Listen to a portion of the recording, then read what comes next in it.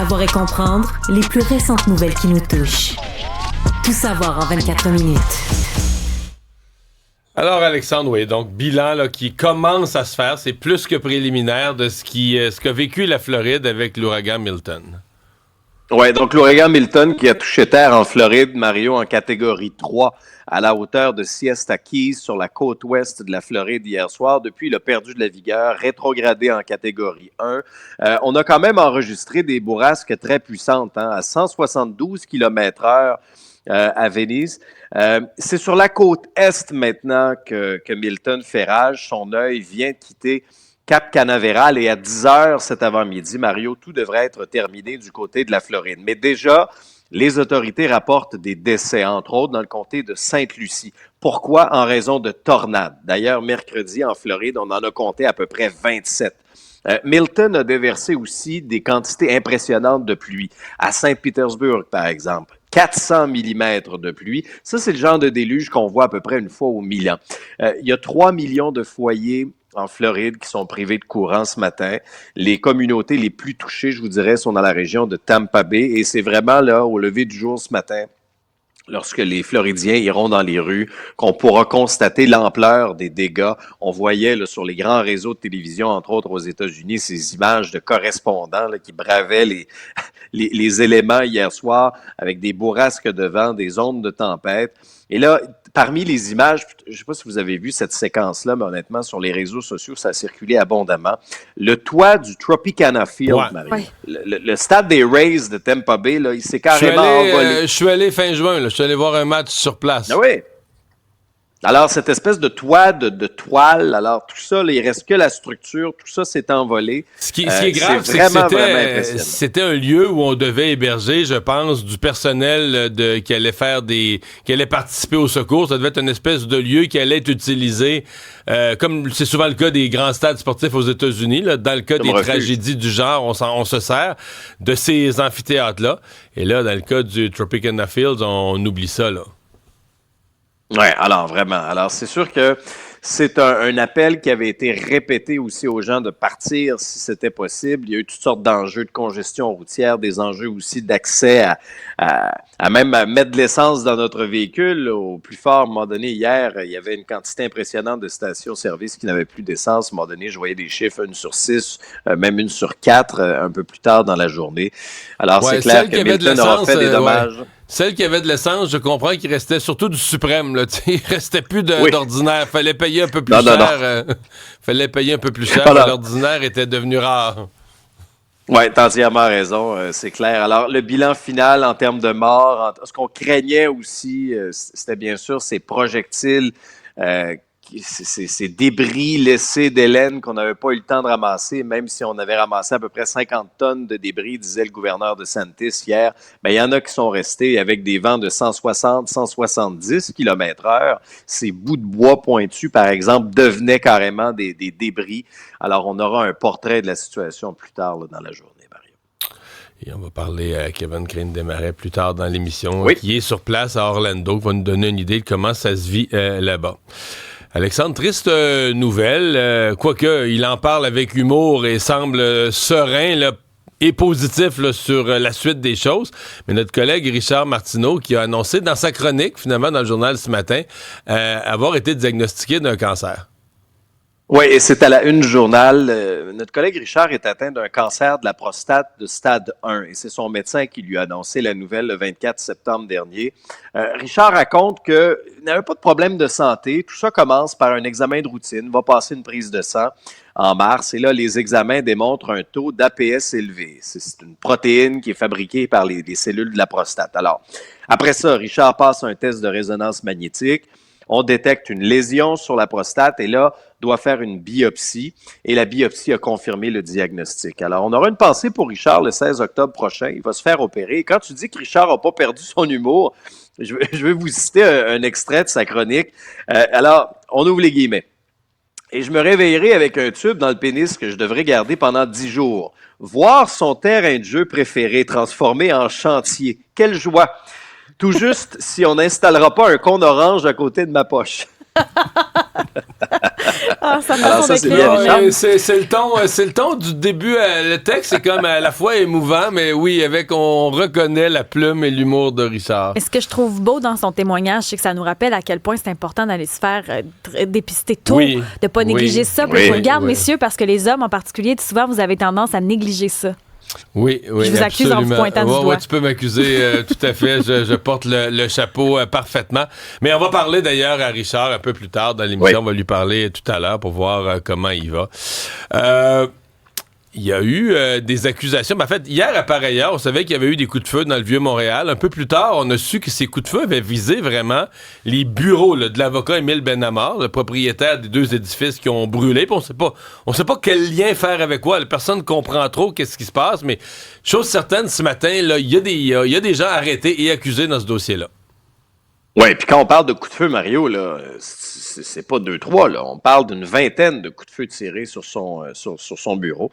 Alors, il y a 2 des 3 suspects qui auraient justement été responsables de cet incident-là, ont été formellement accusés. Je te les nomme. Ryan Olsen Bimbatsa, 20 ans, et Michel Manueli Liken Mbappé, 19 ans. Les 2 font face à des accusations d'avoir déchargé de manière intentionnelle une arme à feu et possession d'une arme à feu prohibée chargée.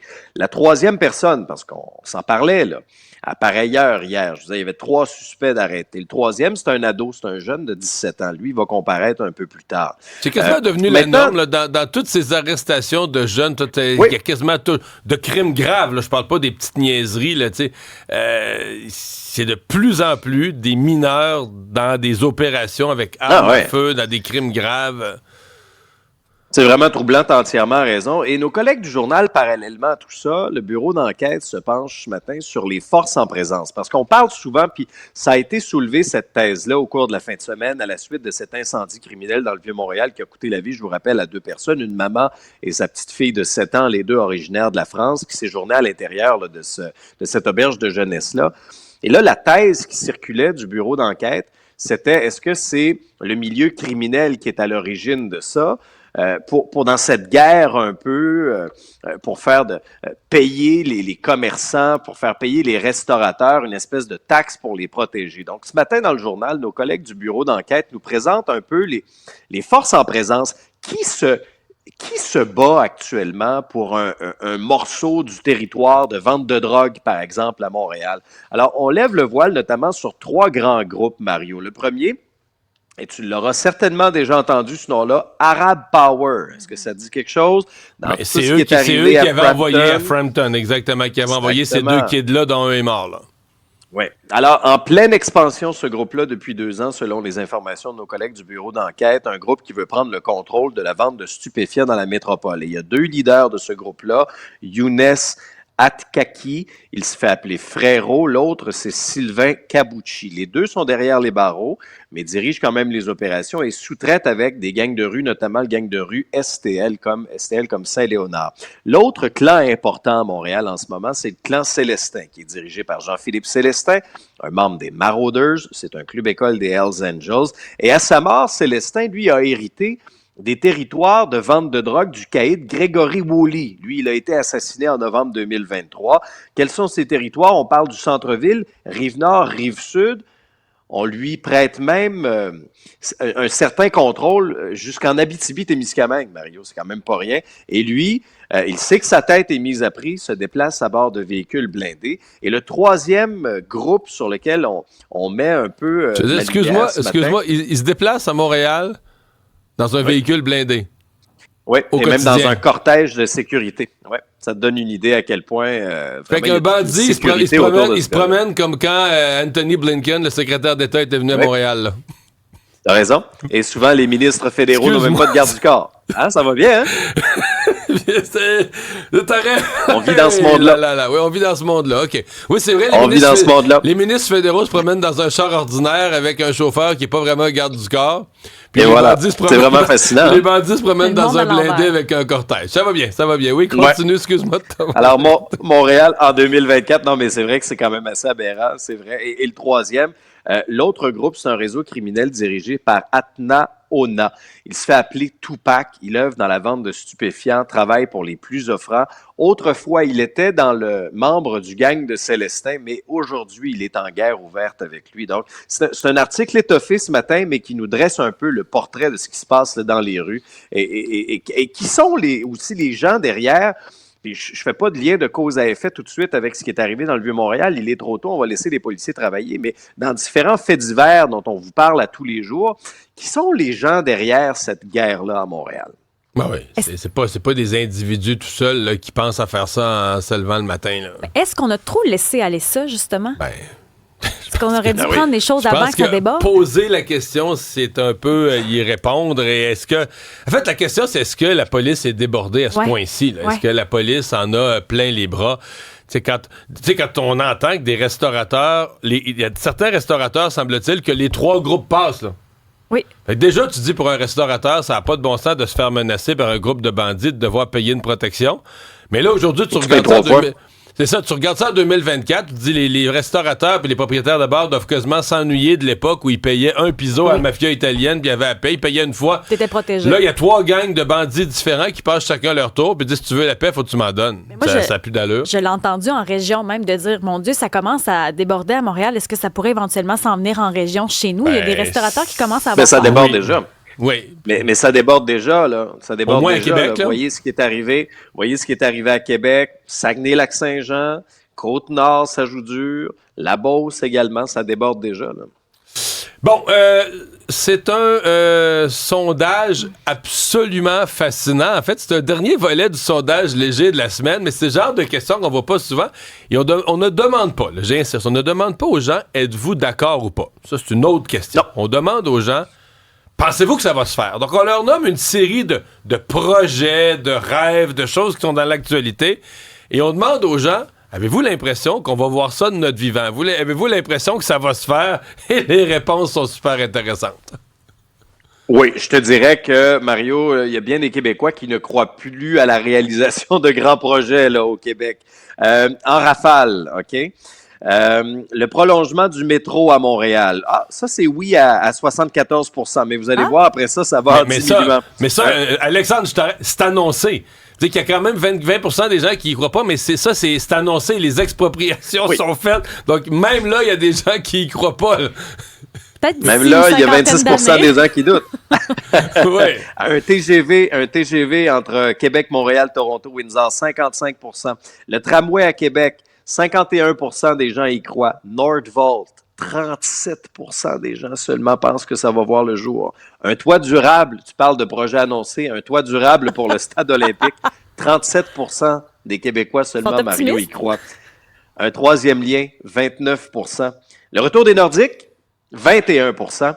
Et le retour des expos, il y a seulement 20 % des Québécois qui y croient encore. C'est quand même assez incroyable. Dans le cas du retour des expos, il n'y a même plus de projet du tout. Là. Je veux dire, le baseball majeur n'a plus d'ouverture. Il y avait l'espoir des Rays de Tampa Bay. Mais là, le toit de leur stade est déchiré. Ils doivent en construire un nouveau. Ils ont peut-être plus de place pour jouer ce matin, mais non. Mais non, mais c'est fascinant. C'est que tu te dis, OK, là, tu vois un peu l'opinion des gens par rapport à ce qu'il y a eu dans les nouvelles dans la dernière année. Mais le scepticisme est à l'honneur. Isabelle, on se posait la question il y a quelques minutes. Qu'est-ce que Céline allait avoir à annoncer? Et on le sait maintenant, c'est confirmé? Oui, le communiqué vient tout juste d'entrer et c'est très décevant. Céline Dion annonce que l'hymne à l'amour qu'elle a interprété lors des Jeux olympiques de Paris est maintenant disponible sur les plateformes, la version live.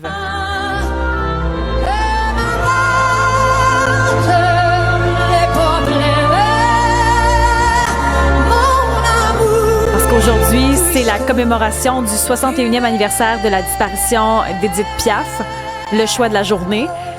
Mais moi, je suis vraiment déçue de ce teaser-là. Mais tu nous disais plus tôt dans l'émission que toi, si c'était ça l'annonce, parce que c'est quand même une des hypothèses. D'abord, la chanson va être numéro 1 sur toutes les plateformes. Là. Ça va, ça c'est sûr. Mais tu disais, si c'est ça, parce que là, on est dans un crescendo qui va nous mener vers des annonces plus grosses éventuellement. C'est sûr. La seule chose auquel il faut qu'il fasse attention, parce qu'avec le documentaire que l'on a vu ce printemps, ça a attristé pas mal de monde, ça a shaké pas mal de monde. Il faut juste faire attention parce qu'à chaque fois qu'elle fait une espèce de teaser pour nous annoncer un projet, tout le monde pense à un retour. Tout le monde... Et là, c'est comme si ça déçoit un peu les fans. C'est comme si on jouait un peu avec les fans. C'est sûrement pas ça l'objectif. C'est sûr que, mettons, entre le teaser d'hier, là, l'annonce qui te fait croire qu'il va y avoir quelque chose de gros, puis, je dis pas, c'est pas inintéressant, mais c'est sûr que c'est pas majeur comme un retour sur scène ou un nouvel album.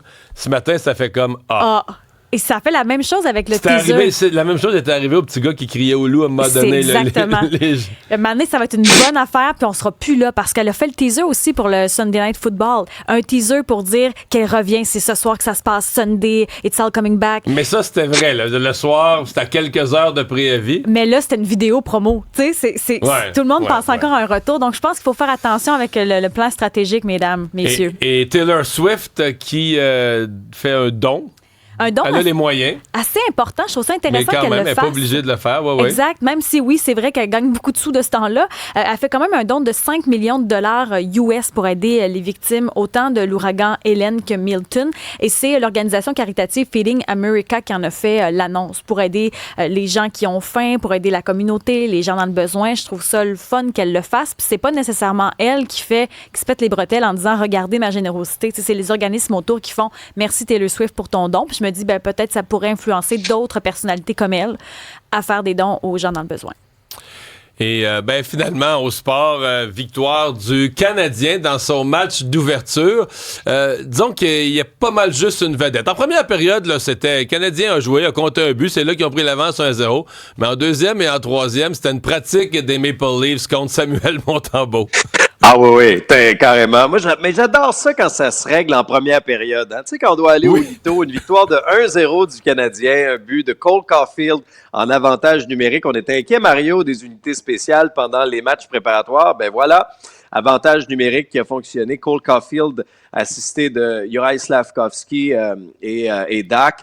Le blanchissage amplement mérité pour Samuel Montembeault qui a effectué 48 arrêts. C'est la première fois que le gardien de 27 ans a la chaise de numéro 1 là, dans un train de la Ligue nationale de hockey. Mais Martin Saint-Louis, on l'avait senti un peu hésitant à vouloir lui donner là, sa bénédiction comme gardien numéro 1 de la formation. Samuel Montembeault ne pouvait pas répondre de meilleure façon que plan 48 arrêts. Et 48 arrêts dont le dernier s'est fait, c'est un tir à bout portant à 3-4 secondes de la fin. Je veux dire, moi je l'ai regardé, ça n'a jamais arrêté. Je veux dire, il s'est fait bombarder. Félix Séguin, le commentateur, disait que l'analyste disait que je pense que parce que tu as les tirs au but, mais tu as des tirs à côté du but, des tirs qui dévient sa chambre et qu'à chaque fois, le gardien est en alerte. Il y a une rondelle qui s'en vient vers lui. Là, il y en avait au moins presque une cinquantaine d'autres. Donc, au total, on approchait à la fin du match une centaine, en 60 minutes, une centaine de lancers là, qui, d'une manière ou d'une autre, étaient partis en sa direction. C'est ce qu'on appelle une grosse soirée au bureau. Évidemment, il a été la première étoile du match. Donc, ça part bien. Être positif. On est dans le mix. On est dans le mix. Pour l'instant, on a une victoire contre une équipe très puissante de Toronto. Ça part bien. Mais j'ai aimé le commentaire, je pense que c'est David Savard après qui a dit ouais, mais on gagnera pas à donner 50 lancers par match tout le temps. Là. Effectivement.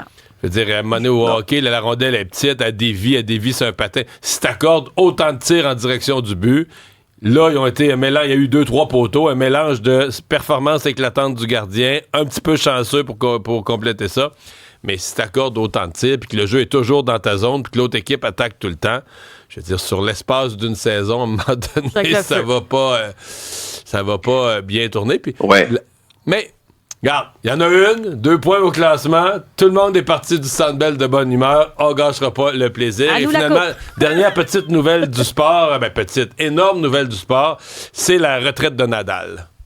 Oui, au tennis. Rafael Nadal qui va prendre sa retraite en novembre prochain après la Coupe Davis. Il a fait cette annonce-là sur les réseaux sociaux au cours des dernières minutes.